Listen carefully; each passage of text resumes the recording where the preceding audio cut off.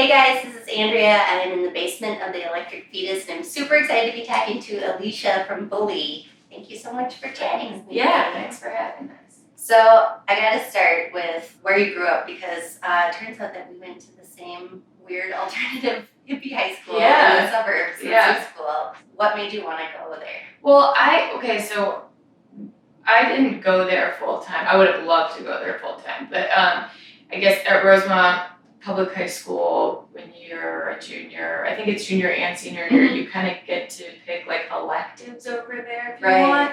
So obviously when they were like, you can pick electives at this kind of like hippie art school, I was like, duh.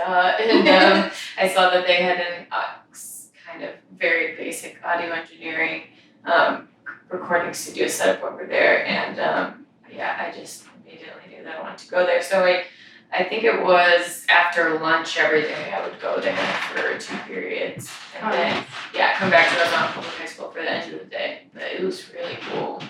So what was it about audio recording that interested you? I just had wanted to get into music forever and I didn't really know how or wasn't really around a lot of people who were doing that, and that was kind of the first thing that was offered to me that could help me possibly investigate a little bit more in that direction. So, yeah. Cool. What kind of bands were you listening to at the time when you were 17? Just whatever was on the radio. Yeah. Ace of Base, you know. I didn't listen to cool music when I was in high school. I didn't have like a cool older brother. I was like, check out this indie rock band. I didn't either. I was listening to like Green Day in my Apple Valley bedroom. Sum 41. I was like middle school, I think. But just probably what everyone else was listening to. Yeah. So then you got out of here. Yeah. And you went to Tennessee. But I think, did I read that was at the recommendation of a teacher from music school? Jeremy Bartlett, the teacher who taught the audio engineering class, knew that I wasn't really super interested in going to college just because I had been a great student in high school. But I wanted to pursue music, and when I brought it up to my parents, they were like, you're crazy, like you don't know anything about music. And it was kind of like agreement I came to with my dad. He's like, okay, if you can show me a 4-year degree that you can get in audio engineering, then like you can go to school for that. Yeah. And he kind of found MTSU, which is a lot more reasonably priced than Belmont University.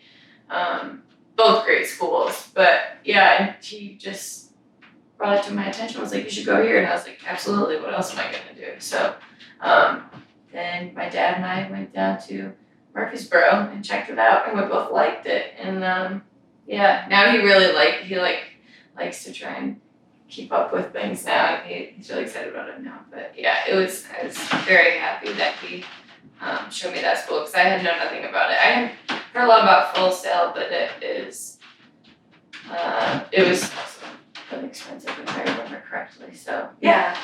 Is your dad an article clipper? Do you follow like your No, not really. Just kind of like the bigger things, like when we did Conan, you hear about that, or something will pop up in Rolling Stone, I'll know about that. But he's not on Facebook, which is awesome. I'm not on Facebook, which is awesome. So he's just really cool about just kind of checking in every once in a while, and he likes to talk about it and hear about it. But like I said, he's in China now anyway, so our schedules, it's exactly 12 hours ahead of wherever I am. So even if he wanted to, it would be kind of hard to keep up. But he's really supportive. He thinks it's cool. That's great. Yeah.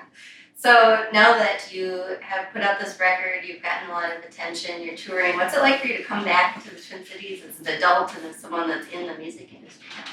I like it. I love Minneapolis. And it's weird too because I feel like as an adult, anyone who will run into that has lived here or spent time in Minneapolis loves the city. Yeah. But it's nice. I like cold weather, so not freezing cold weather, but like when we come through in October, it's fine, and it's really beautiful in the summer too, and the lakes, and I really like Minneapolis. Yeah. Summertime is the best. Yeah. Just don't come in January. Yeah. FYI. Yeah. So I'm really curious, with your record, you not only performed on it and wrote all the songs, but you engineered and really helmed the recording. What was it like for you to be on both sides of the process like that? It was good. It was really, I don't know, it's kind of hard to say because we've never done it any other way. I recorded our EP and stuff too, so I don't know what it would be like if we were to have somebody else kind of handling it. But it's nice to be able to just avoid having to bridge the gap of communication with a separate engineer. It's not myself because I already know what I want and how I want things to sound. And I mean, in the end though, I think it's just, there's no better experience than like recording your own record. And I want as much experience as possible because I'd like to become a better engineer. So it's really nice to kind of just test it out on myself because I can't piss myself off too much, you know? I'm not like screwing up anybody else's project except for my own if I do screw it up. So, it was great. It was really cool. And for the record, we had a little bit of a budget. So I was able to hire John Sampello on, who I credited as co-engineer, just to kind of be in there the whole time we were in there in case I did need to take space. And also in Studio B, we did it all on analog and on the tape machine, so you kind of had to have someone there when I'm downstairs playing to actually recording it. But aside from that, it was just really nice to have someone I know and trusted and respected to be like, I don't like the way that this mic is sounding on the kick in, what can you suggest? Or do you think this bass has too much treble in it, or whatever. I could just kind of turn to them if I was feeling iffy about anything and get his advice. And it was a lot smoother of a process than it had been in the past. So it was great. Cool. Yeah. Well, you've done a tremendous job of capturing this really, I think it's like primal, raw sound, and I really, a lot has been written about your voice, and I think for good reason, because people really connect with it, and there's something, for me as a woman, that's really empowering listening to you sing. I just want to be like, yes!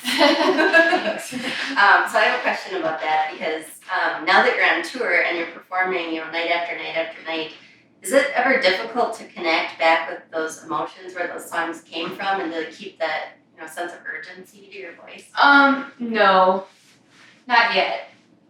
It's been fun. I wish I could elaborate more, but I like those lyrics. I can still connect with them, and if lots of times too, it's like if the crowd is into it and they appreciate your music and respect it, then it's not difficult to care about what you're doing because it's just motivating and really nice and sweet. So, no, I haven't had too much troubles with anything yet, but knock on big luck. I hope that nothing comes up, but no, I suppose not that much time has passed since you recorded and now that you're on tour. Yeah, we've been on tour, I feel like, for about a year. We've taken we've had not a lot, but a bunch of breaks. But yeah, I think we tracked the record in November, so it's almost, and then it was released in like July. So. And it's been a big year. Yeah, it's been a big year. It's been fun.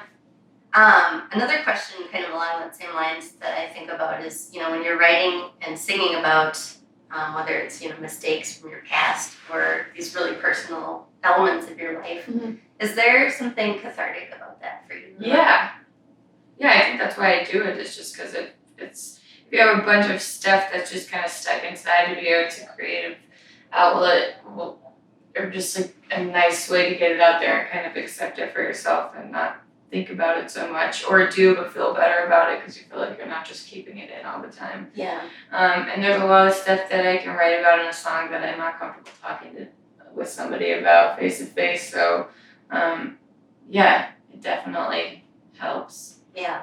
Yeah. Do you ever have fans coming up to you and responding and saying maybe like me too, or I felt that way too? Yeah. On this tour, I've had that a lot, and that's just like the best thing ever. Yeah. That's my favorite thing. Yeah, it's really cool to hear that, or when people will be like, I remember helped me get through so and so or something like that, which is super cool because that's just what music is, good for. Sometimes to help you get through things or to feel like you're not alone. That happens, and that's my favorite thing ever. Well, now that you are on tour and you're getting this bigger audience, what do you want people to know about Bully? just, I don't know. There's a Have voice a really in your band. cute We didn't dog. talk about that. Yeah, I got some great band members. Stuart Copeland, he's our drummer. He's not the drummer from the Police. They just have the same name. Reese Lazarus is our bass player. He's got a bird named Sherman. Aw. Clayton Parker is our other guitar player. He likes to read. And Those are some great facts. yeah, just a little rundown of the band for you. But yeah, I don't know. We like what we're doing right now. We're really happy. You kind of give up a lot to be touring all the time, and I don't think we would do it if we didn't like it and playing live every night. So yeah.